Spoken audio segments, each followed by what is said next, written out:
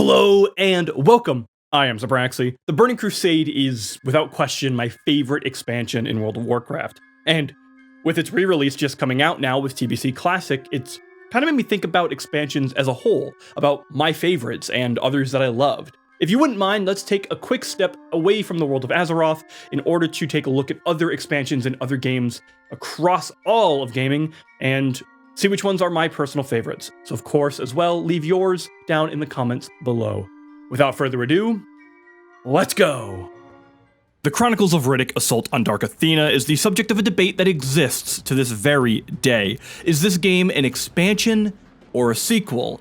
As time has gone on, it would seem that many have put it in the camp of an expansion to escape from Butcher Bay, so I'm gonna join that crowd for the sheer excuse of talking about the Riddick games. While the first Riddick title played more like an immersive sim in a prison setting, with some action adventure here and there, Assault on Dark Athena has fully embraced the stealth action style. I'm not sure if it's because I get to play as Vin Diesel, but playing as Riddick just kind of always makes you feel like a bit of a badass, you know? It feels pretty good. Take mind, though, that you are also very fragile in these titles, similar to the glass cannon trope. I'm at the point in my life where I have played more video games than is probably healthy for a human being, so I tend to find more value in unique titles. You won't find many games quite like the Riddick games. If you really like tense action games that also have a strong sense of stealth, then well, I'd recommend Alien Isolation. However, my second choice would definitely have to be Chronicles of Riddick Assault on Dark Athena. There are a few games that I actively try to find ways to talk about. The Legend of Dragoon is undoubtedly the most prominent and, well, I mean, yeah, seriously, you should play Legend of Dragoon. I sneak its music into almost every video that I make just because I love it so dang much, and I just want to spread its word like an evangelist. Another of these games, though, would have to be Lord of the Rings Battle for Middle-earth 2. This is one of the best crafted and most insanely underrated RTS titles out there. Its expansion, Rise of the Witch King, came out less than 2 months before the Burning Crusade, and, well, BFME 2 almost made me miss the launch of this WoW expansion. It's impressive how many good Lord of the Ring games there are out there, but Rise of the Witch King, it's not just good, it's incredible. I won't get too nerdy into the lore of Lord of the Rings, but BFME 2 sets itself mostly in the War of the North, rather than the War of the Ring that everyone knows so much about. For those of you who might not know, the War in the North was massive and completely overshadows the Fellowship of the Ring in terms of scope. While the base game does allow you to play as both the good and bad guys, Rise of the Witch King just takes this such a step further. You know how Wrath of the Lich King, with its surprisingly similar name, is all about overcoming Arthas and his army of the Scourge? Well, Rise of the Witch King isn't about overcoming the Witch King of Angmar. No, it's about playing as him and creating arguably the most oppressive army Middle-earth has ever seen. Being this tyrannical, oppressive, monstrous overlord is just so much fun, and it's also one of the reasons why I'm on an FBI watch list. Shout out to Frank, by the way, for being my agent, for keeping an eye on me. You're doing good, bud. We've looked at the depression of Chronicles of Riddick, the high fantasy of Tolkien's Lord of the Rings, so where do we go from here? Well, how about the first expansion I ever played? Introducing possibly the earliest expansion in gaming, Sonic & Knuckles.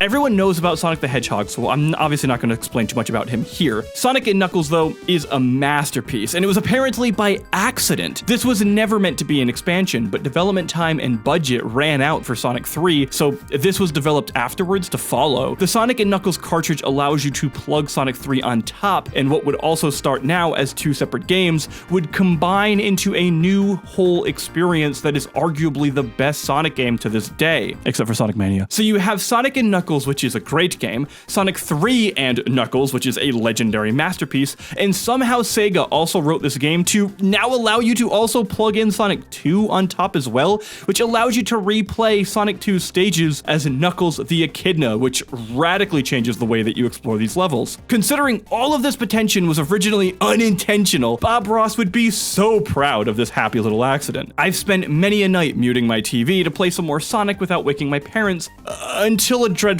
day where I eventually got so mad at one level that I threw and shattered the cartridge against the wall. Yeah, that's one of the biggest mistakes of my life. You probably watch this channel for World of Warcraft content specifically, and you're probably wondering two things. One, why are you still watching this non-WoW content? And two, why the hell am I making not WoW content? Well, if you like WoW, you also probably like fantasy RPGs, so it's about time we finally take a look at one. Capcom's Dragon's Dogma released in 2012 and is easily the most underappreciated game on this list. I wouldn't play it until 2016 with its eventual PC port, as the buzz behind it just grew and grew and grew until it became this dull roar in the back of my mind. While it never really blew up to the degree that it arguably deserves, this action-adventure game helped set the stage for a Netflix series, an MMO, and the expansion known as Dark Arisen. Dragon's Dogma Dark Arisen is on here for a specific reason. It's not because you can quite literally mount and climb upon monsters and stab them in the head like Shadow of the Colossus. That's pretty cool, but it's not that. It's not because you can create your own party members that can be shared with your friends online and other people around the world. That's pretty cool, but it's not that. It's not because the combat is exhilarating and the music booms with the grand scale of the encounters. It's not that, but it's pretty cool still. Dark Arisen is a pretty large expansion that adds plentifully to the base game and its other DLCs. It adds more than most XPacs and was quite possibly the largest expansion that came to a console alongside the likes of Dragon Age Origins Awakening. What was also really cool is that buying Dark Arisen wasn't buying the expansion alone. No, buying the expansion would also get you the base game and all DLC before it. It was like a DLC, an expansion, and a Game of the Year edition all smacked into one. Capcom did some pretty stupid things regarding DLC during the time that Dragon's Dogma was out, but they delivered something truly special here, and it stood out as the bright light during these dark ages of Capcom.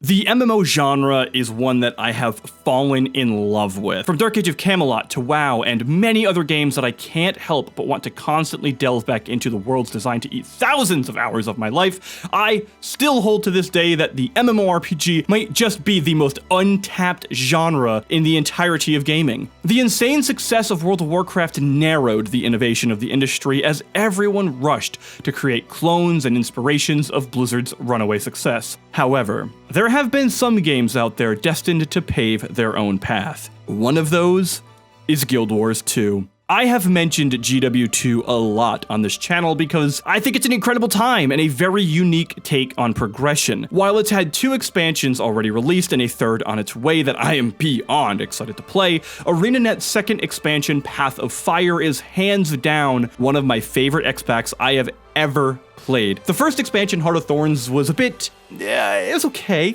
It introduced some new zones, mechanics, introduced raiding, and more, but the content overall was a bit, it was average. Path of Fire came out and took all of what Heart of Thorns introduced and ran wild with it. Despite taking place in a mostly desert biome, the creativity is admirable. I've been very critical about MMOs deciding to tell single-player stories. I actually think it's the wrong direction to take the genre. However, Guild Wars 2 Path of Fire easily has the best example of how to do it if telling a mostly single-player story is the direction you want to take. You're constantly out and about with all the other players on these massive zone events, where sometimes there's hundreds, if not, I don't know, thousands of people. It seems like it. I'm not sure if there actually are. All of you are progressing your single player narrative through MMO style content that isn't just another kill quest or fill up the bar quest or go do a dungeon real quick like you'd see in Shadowlands or Shadowbringers. Guild Wars 2 also has the best mount system, hands down, by introducing new families of rideable creatures that unlock better abilities as you play with them. You can spend hundreds of hours just increasing the potential of your mounts alone, and it's so satisfying to unlock that next step of their mastery. If the new End of Dragons expansion is anything close to Path of Fire in terms of quality, I'll be a very happy person. The top 5 of any list is always where things get really serious, and my list isn't going to be any different. Honestly, I can trace so much of my online interests back to this game, and a lot of my life can kind of get funneled back to a point where I played this a lot. I want to thank you, Blizzard, for making Warcraft 3 the Frozen Throne.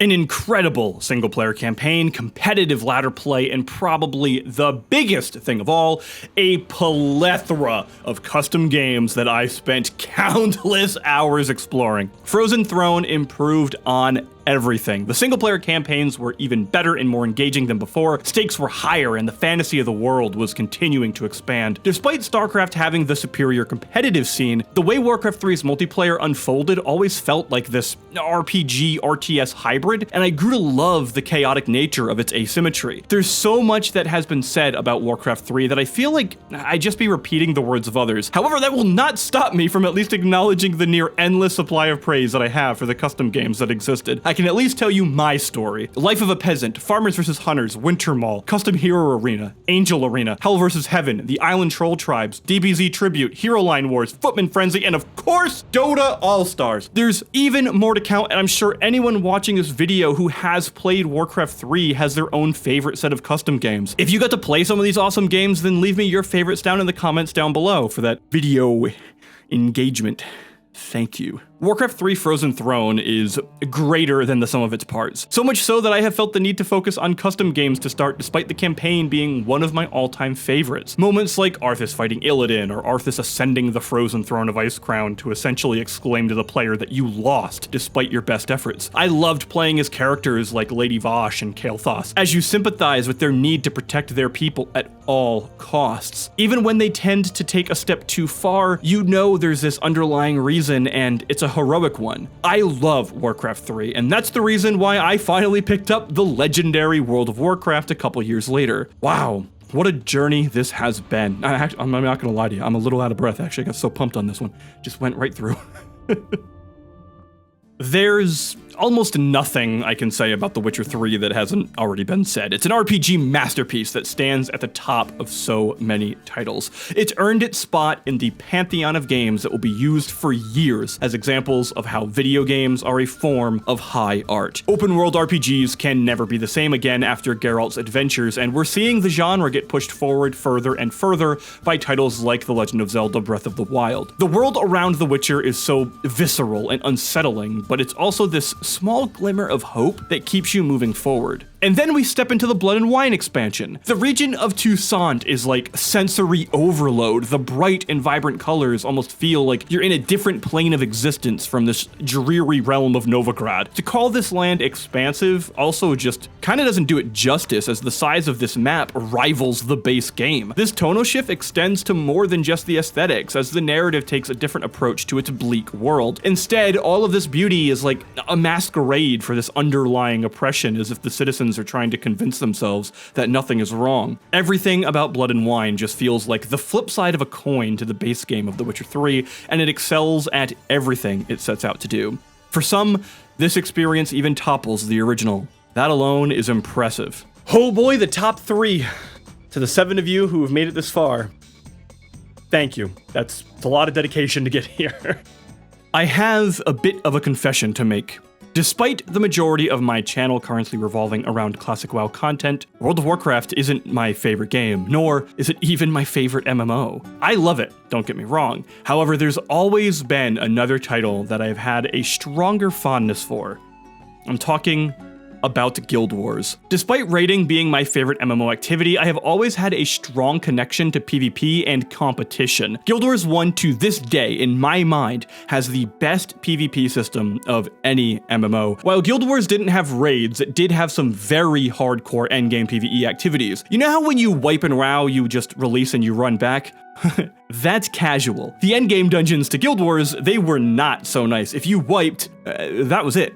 Restart the whole dungeon. And honestly, I loved it. This all culminated to near perfection with the second expansion of the game, Guild Wars Nightfall. While I would argue that the final expansion, The Eye of the North, is actually a better product objectively, so much about Nightfall hit that sweet spot for me. The amount of new abilities and skills added to even a single class were more than some entire expansion's worth of skills in WoW across all classes and specs combined. The new continent of Elona mixed together with so many fascinating biomes, and it really stretched the fantasy of the world of Tyria even further. Characters like Coromir Fire or the Madman Palawa Joko made the narrative far more interesting than ever before. Funny enough, this continent and story would actually be the foundation for the Guild Wars 2 Path of Fire expansion from earlier on this list. The PvP balance at this time was so much fun, and the sheer variety and build diversities at the time was so plentiful that it would make someone go insane. You know how in classic TBC, there's this like, you could change a talent or two and that's like whole new build in Arena? No,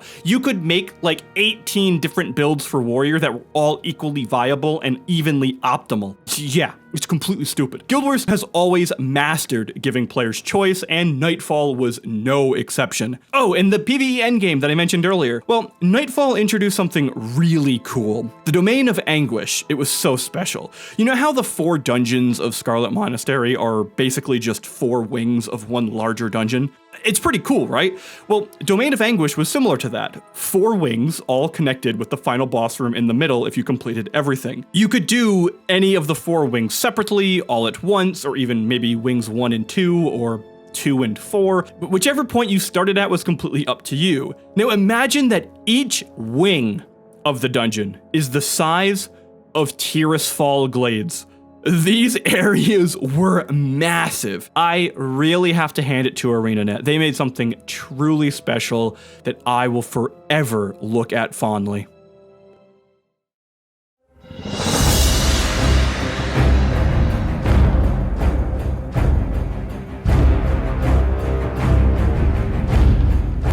Not too many games have changed my life like World of Warcraft has. Yes, I know my experience in this world has been a rather phenomenal one when I gauge my life experiences by video game impact. I'm a pretty cool person. I have met many friends that I still talk to today from WoW. Some creators for WoW in the past have become lifelong inspirations. It's quite possible that my desire to get into programming and technology in general stemmed from a newfound love of mathematics that I developed when trying to theorycraft early parts of the game via Excel spreadsheet. All in all, I loved Vanilla WoW. It has this unrivaled sense of adventure, and its imperfections are arguably its greatest strengths. However, I will never forget my first day stepping through that dark portal.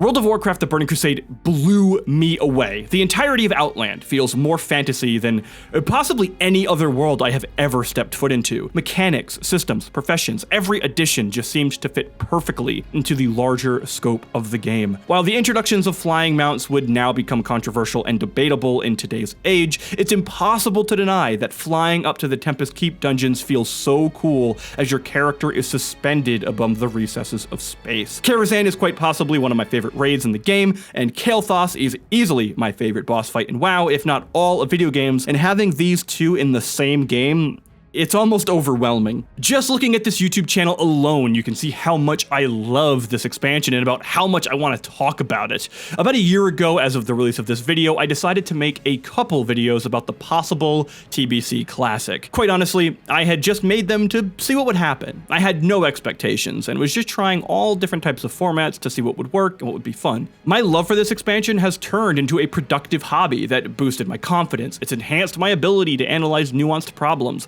It's helped shape my content in a style that fits my personality and my passions. Delving into the elements of game design has always and will probably always be my love, and being able to do that for TBC, even if only for a couple months to 50 people, it would have all been worth it then, just as it is now. I can't believe the reception to this channel, and honestly, I still am kind of in shock by the fact that anyone wants to listen to me talk about a 15-year-old video game. And quite honestly, I have another confession to make. I never intended to make classic WoW content for this long. I gave myself 6 months tops before I'd get bored of it. Yet, here I am, a year later, and I still love the discussions I get to have with people. With TBC Classic finally here, my desire to move on from WoW content, though, it gets greater and greater each day. Unfortunately, I am in the camp that Wrath of the Lich King was a bit of a letdown after Burning Crusade, and I'm far, far more critical of that expansion than many others are. While I would play Classic Wrath, I'd be lying if I said I was genuinely excited about it. While I will undoubtedly move on from making exclusively WoW content in the near future, My love for TBC helped pave the way for so many skills and styles due to my raw excitement for this re-release. I want to be able to emulate my same passion that I have for the Burning Crusade into the wider scope of gaming as a whole, and I will never forget just how much Outland means to me. This WoW expansion has genuinely changed my life, and I'll forever be grateful. For those of you who would continue with me on this journey beyond the World of Warcraft, I seriously can't thank you enough for taking a risk on me. For those of you who might eventually leave because WoW content is exclusively what you want from this channel, honestly, thank you so much. It means the world to me that you did stop by, and I hope that previous and possible future WoW videos that I make are enjoyable and entertaining. Thank you, Burning Crusade. I hope to all of you that I've been able to hype it up for all it is, and I'm still having a lot of fun with it, so I'll see you in Azeroth if you play on Mancrik. So, how do I top the praise I just gave World of Warcraft The Burning Crusade?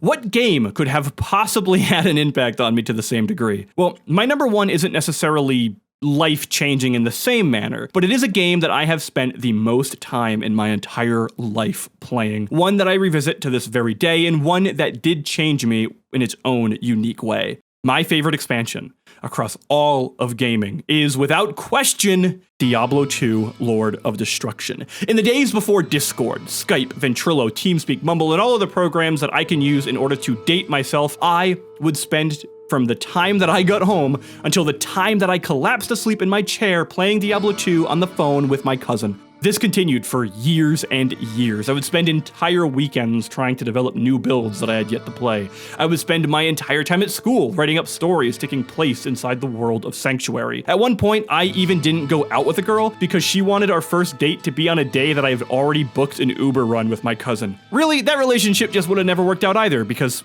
it's Ubers before boobers, you know? In all seriousness, that thing that seems to make our favorite books, games, movies, or whatever it might be, whatever nails it down to our number one, it always tends to be about the timing in our lives. When I was really young, I lived in an insanely tumultuous household, riddled with abuse and neglect. From that, I became the obnoxious bully who needed to prove his worth to each and every other one around him. My desire for competition stems from this time in my life, and while I am able to control when and how to be competitive today, as a young boy, I was operating at like 125% at all times and was willing to do quite literally anything to win.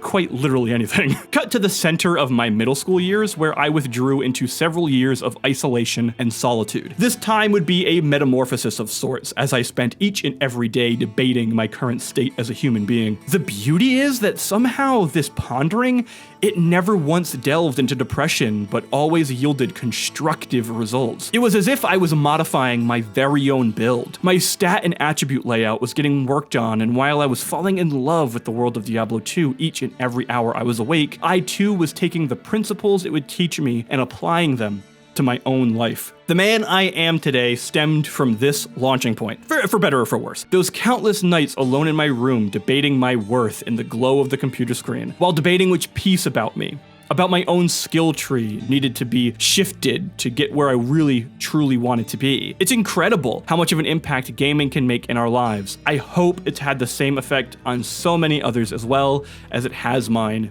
because honestly, I'm a bit obsessed with it. Oh, is it done? Oof, thank God, that took way too long. Honestly, if you made it this far, thank you so much for watching this video. What are your favorite expansions in gaming? If you have any, please leave them down in the comments down below. I'd love to hear what you have to say, and I'd love to have conversations about loads of other games that maybe you like, or heck, maybe your favorite expansion is a WoW expansion. That'd be cool too. Also, if you still are interested in following me, please follow my Twitch and Twitter down below. And again, I just want to say thank you. You all have been awesome. You've made the last year of this channel and making content online a real fun. It's been a great time, and I can't thank you enough for the impact you've had on me. So with all that out of the way, thank you, and I'll see you all in the next one. Bye-bye!